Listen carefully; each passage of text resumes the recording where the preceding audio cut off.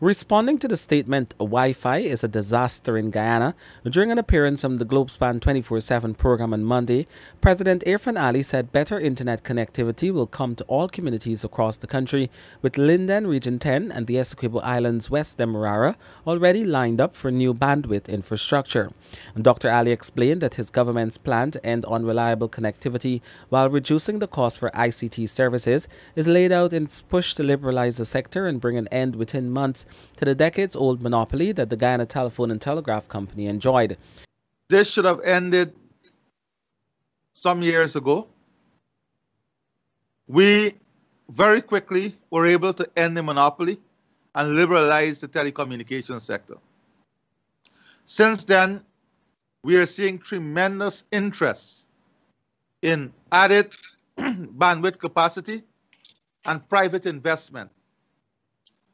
And this, of course, would lead to not only more efficient service and more reliable service, but in a reduction of the cost of the service. Because that is one of our great hindrances. One of our great hindrance to competitiveness is the cost of bandwidth and the cost of ICT services. The president said with liberalization in October of 2020, he has already seen a reduction in cost for some ICT services. He said too that new businesses are opening, as he reminded that a call center is to be opened in Tushin, East Bank, Essequibo, which will in turn offer employment to hundreds of persons.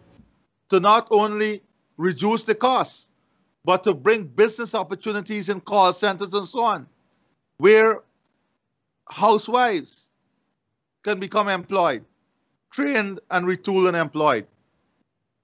Because now they'll be able to have a job that adds to the family income, which eventually will expand disposable income and rebound to the benefit of the economy.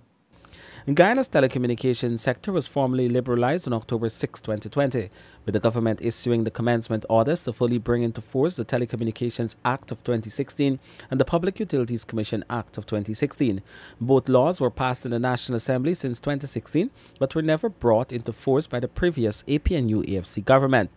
But within 2 months of assuming office, the People's Progressive Party civic government sought to move the process forward, with Prime Minister Brigadier Retired Mark Phillips issuing the orders and putting aside a memorandum of understanding the coalition government had signed with GT&T.